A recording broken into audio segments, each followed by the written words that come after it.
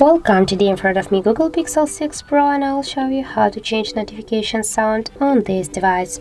So first you should go to the settings application and scroll down to the sounds and vibration.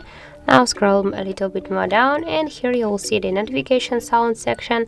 Now we got the gentle gong tab there, and here, as can you see, you can select one from these sounds.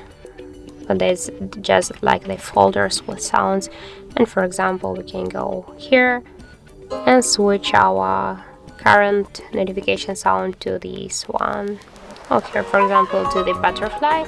And now just to save the new notification sound, tap here to the save on the right upper corner, and as can you see, we just successfully changed our notification sound to the butterfly one.